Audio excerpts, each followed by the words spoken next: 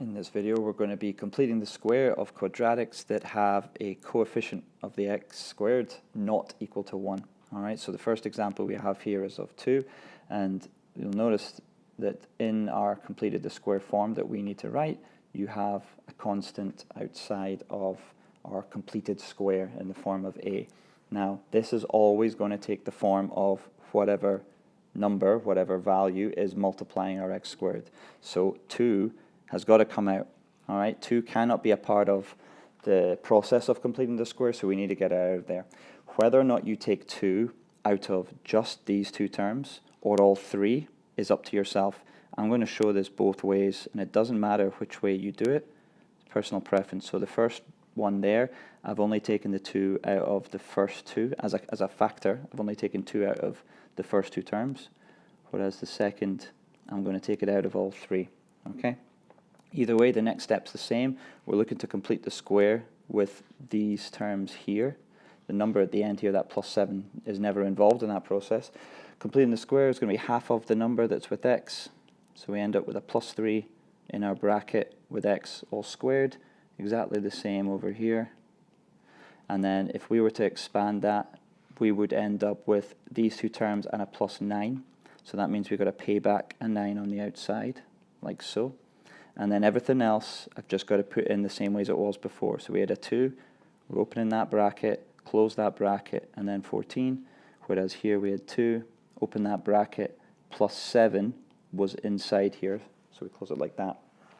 After which, it's kind of like a tidying up process just to make it look like this. So in the case of the first one, we are looking to multiply out the blue bracket. Now what happens here is that when you multiply the pink bracket by 2, you don't actually expand it, because that would just undo all of the work you've just done.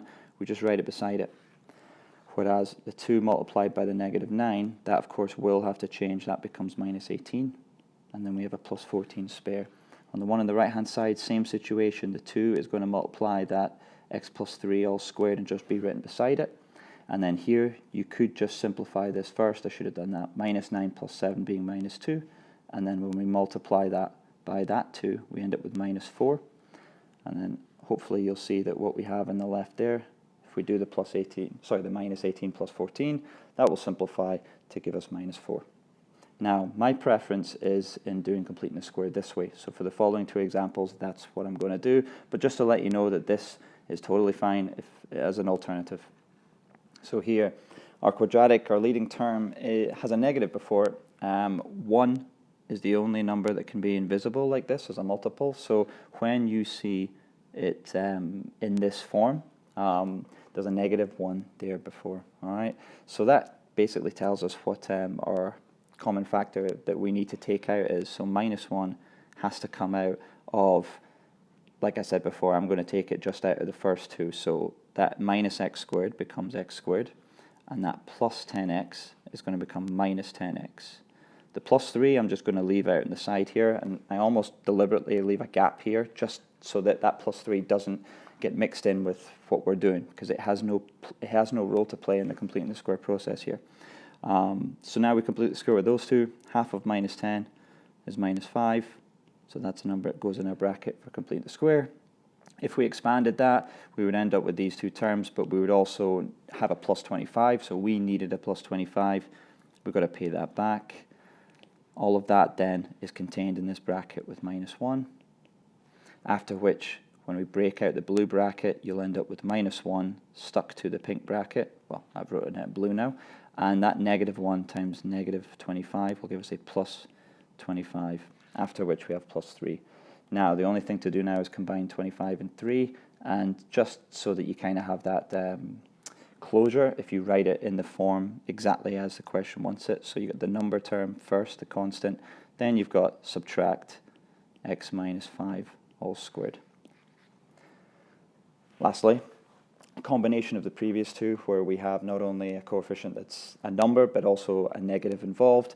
Note here, b has been given as a positive b, but that's not to say that b can't be negative. In fact, it has to be here, because the aim of the game with these types is to take out the factor that's with our x squared.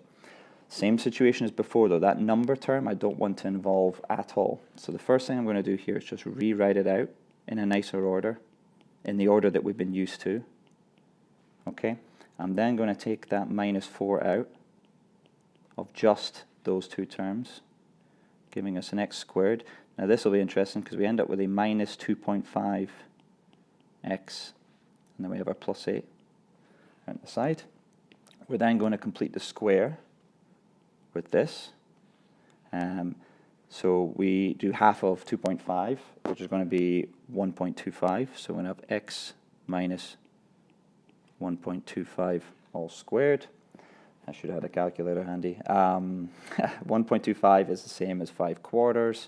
So when we square that, we're going to get 25/16. So I'm going to write this in fraction form for now, just because of the fact that I don't have a calculator on me right now.